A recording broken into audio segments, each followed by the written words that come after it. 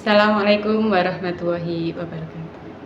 Salam bahagia Ibu Bapak Guru Hebat.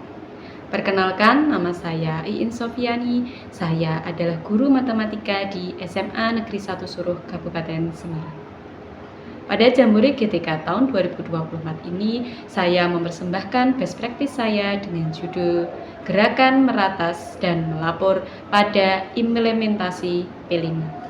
Selamat menyaksikan. SMA Negeri 1 Suruh merupakan tempat pengabdian saya sejak akhir tahun 2012. Gaji pertama saya kurang lebih Rp288.000 dengan beban mengajar 24 jam.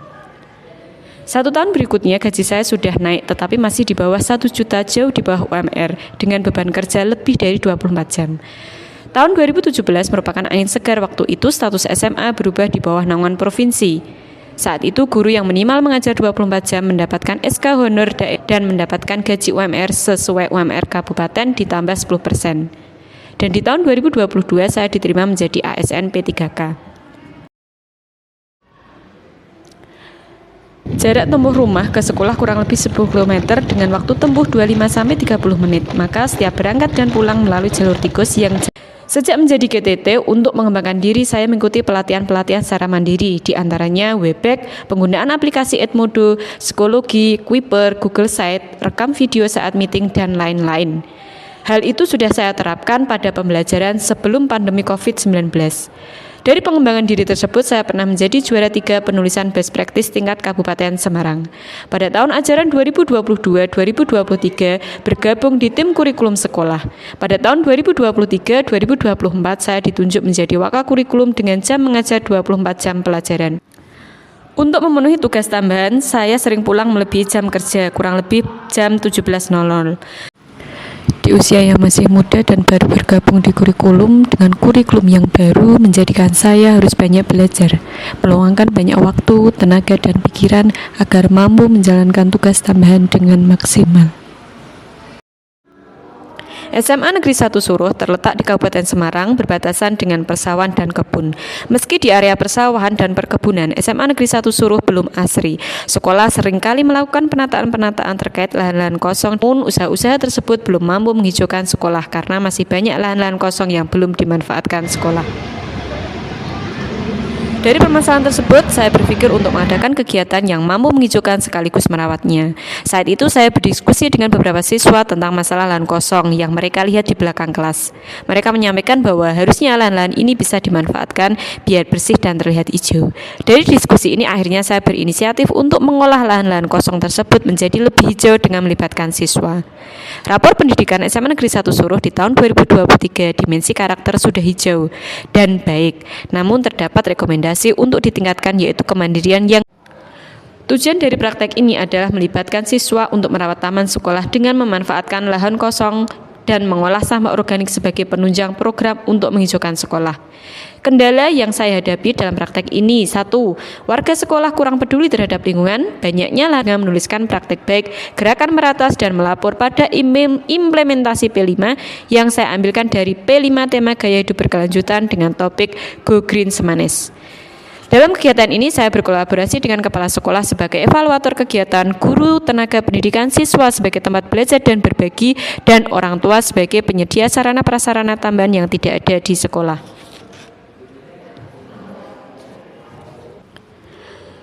Langkah-langkah dan strategi dalam menghadapi tantangan. 1. Berdiskusi bersama kepala sekolah dan rekan sejawat terkait permasalahan. Modul proyek diawali dengan pembuatan alur proyek, diturunkan menjadi modul mendiskusikan terkait modul proyek.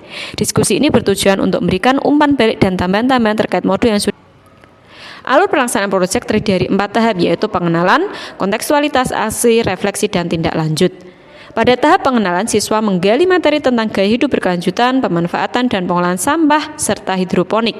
Pada tahap kontekstualitas, siswa menggali materi tentang ekoenzim dan pemanfaatan lahan di sekolah. Pada tahap aksi, siswa merancang dan membuat taman sekolah.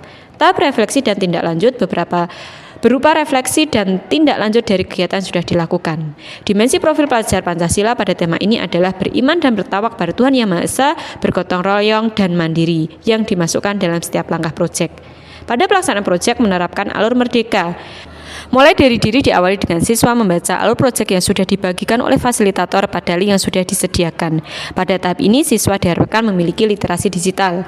Tahap berikutnya eksplorasi konsep dengan menggali materi yang diperlukan dalam kegiatan proyek. Dalam eksplorasi konsep diperlukan diskusi-diskusi kecil untuk membahas materi yang akan dipresentasikan sehingga terjadilah ruang kolaborasi kecil antar anggota kelompok. Pada eksplorasi, siswa dapat membaca dari internet sehingga siswa memiliki literasi digital. Tahapan setelah eksplorasi konsep, siswa menuangkan hasil diskusi tersebut sesuai dengan bakat dan minatnya. Dapat berupa desain grafis, PPT, mind mapping, ataupun bentuk lainnya. Tahapan ini merupakan tahapan demonstrasi kontekstual. Setelah itu ada kegiatan pembicara tamu dari luar sekolah untuk memfasilitasi siswa dalam pemahaman materi dan konfirmasi ulang terkait materi-materi yang sudah mereka pelajari dan presentasikan secara mandiri. Tahap berikutnya adalah koneksi antar materi dengan menghubungkan apa yang didapatkan terhadap rencana aksi. Siswa membuat rencana aksi dengan merancang taman yang akan mereka buat. Tahap berikutnya adalah tahap aksi. Pada tahap aksi, siswa merancang taman siswa diawali dengan memilih lahan yang akan digunakan oleh masing-masing kelas yang terdiri dari beberapa kelompok. Pemilihan lahan ini memperhatikan suara, pilihan, dan kepemilikan murid. Setelah memilih lahan yang akan digunakan, siswa merancang taman kelas mereka sesuai dengan desain kelompoknya. Masing-masing kelas sesuai dengan kelompoknya melakukan pengolahan lahan dan media tanam dan menanam sayuran. Pengolahan lahan dimulai dengan membersihkan lahan secara bersama-sama untuk dijadikan taman sekolah berupa kebun sayuran dan taman gantung. Dan tindak lanjut, refleksi dari kegiatan siswa merasa senang dan memiliki kesempatan untuk belajar bertani. Kemudian tindak lanjut yang dilakukan adalah perawatan sayur-sayur yang sudah ditanam sampai panen. Hasil panen dapat dijual untuk menjadikan kas untuk kelas. Jadi selain untuk memanfaatkan lahan kosong juga dapat memberikan pembelajaran ke siswa untuk berwirausaha. Pelaksanaan P5 kelas 11 berbeda dengan kelas 10 karena di kelas 11 terdapat mapel pilihan dan muatan lokal yang tidak dititipi P5. P5 dilaksanakan bergantian dengan pembelajaran. Misal pagi pembelajaran, siang P5, begitu juga sebaliknya bergantian dari hari Senin sampai Jumat. Dalam penyusunan jadwal ulang ini tentunya membutuhkan waktu yang lama dan juga pikiran karena dibuat secara manual tanpa aplikasi. Selain merawat taman sekolah, kami juga mengolah sampah organik untuk dijadikan ekoenzim. Pengolahan sampah organik dari kulit buah ini dipilih karena kearifan lokal sekolah dekat dengan pasar yang mana pasar tersebut memiliki banyak sampah-sampah yang tidak terpakai. Pemanfaatan teknologi dalam kegiatan ini saat siswa mencari materi atau membuat bahan presentasi, siswa menggunakan Canva untuk membuat PPT ataupun desain grafis. Selain menggunakan Canva, siswa juga belajar upload file di Google Drive terkait pengumpulan tugas-tugas selama P5 serta editing video saat mereka melaksanakan P5 yang nantinya diupload di media sosial kelas. Dan siswa dalam pemanfaatan lahan kosong sekolah dengan memperhatikan suara, pilihan, dan kepemilikan menunjukkan bahwa lahan yang awalnya belum termanfaatkan dan terlihat tidak terawat mampu dimanfaatkan dan dirawat oleh siswa. Dari setiap kegiatan yang ada mampu menumbuhkan. Hal ini dapat terlihat dari rapor siswa di bagian mandiri. 100% siswa berkembang sesuai harapan dalam mengolah lingkungan dan ekosistem, bekerja sama dan komunikasi, serta mengembangkan pengendalian dan disiplin diri, percaya diri, tangguh, dan adaptif. Secara umum pelaksanaan P5 berjalan dengan lancar. Lahan kosong dapat dimanfaatkan oleh siswa dalam menanam sayur, serta siswa dapat mengolah sampah organik. Kegiatan merawat taman sekolah ini menjadi inspirasi tim sekolah sehat di tahun ini untuk menanam yang secara mandiri membuat taman kelas di samping kelasnya. Untuk mengolah sampah dilanjutkan dengan pembuatan turunan produk ekoenzim berupa. Terima kasih Bu Ari menggerakkan batas dan melapor pada implementasi P5. Nanti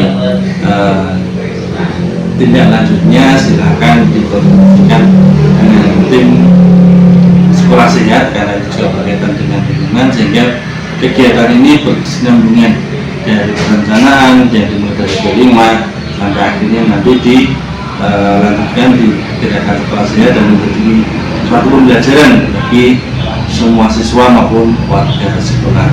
Tetap semangat, tetap dilanjutkan, semoga berhasil dengan baik. Saya semoga mampu menginspirasi demi kemajuan pendidikan di negeri ini.